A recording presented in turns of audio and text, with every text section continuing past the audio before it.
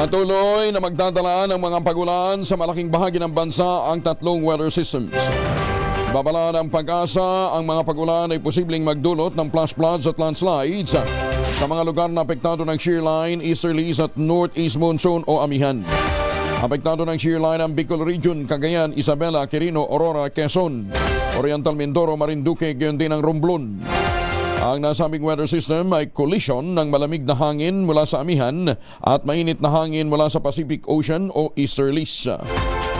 Asahan din ang cloudy skies at kalat-kalat na mga pagulan at thunderstorms sa Eastern Visayas, Caraga, Davao Region, Sulu at Tawi-Tawi, epekto naman ng easterlies.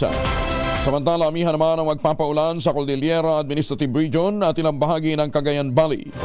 Apektado naman ang amihan ng Metro Manila, Ilocos Region at ilang bahagi ng Central Luzon kung saan magdadala ito ng pabugso-bugsong mga pagulan at makulimlim na panahon. Alamin muna natin ang lagay ng panahon mula sa Pag-asa. Kasama na natin si Shenen Dominguez. Shenen, good morning.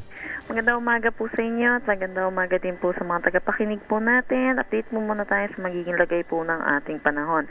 Sa ngayon, wala naman tayong minomonitor na anumang bagyo or low pressure area sa loob at labas ng ating Philippine Area of Responsibility. Pero meron tayong mga weather system na nakaka-apekto dito sa ating bansa at nagdadala po ng mga pag-ulan.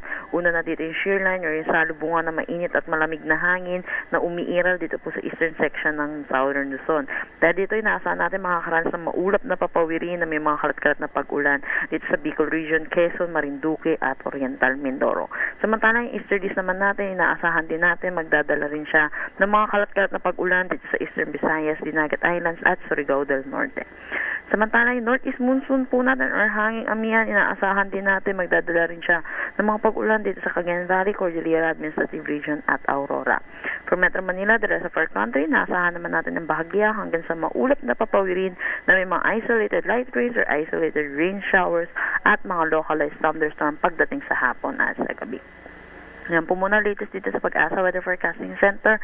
Chanel Dominguez po at magandang umaga. Chanel, ang ang bulletin dito, range ng weather natin dito sa sa Tagaytay. Ay, nakasahan po natin sa Tagaytay po, northeast monsoon po yung iiral, kaya makakaranas po tayo ng mga malamig na panahon at po natin po, inaasahan din po natin yung mga isolated na light rains o yung mga pag-ambon din po. Ayun, ayos, sige. Hindi na kinakailangan bumiyahin ng malayo papuntang Baguio. Yes, Magtagaytay para mas malamig na rin, ano ha? Oo. Thank you, Chanel. Magandang umaga. Magandang umaga din po. Si Chanel Dominguez mula po sa Pag-asa.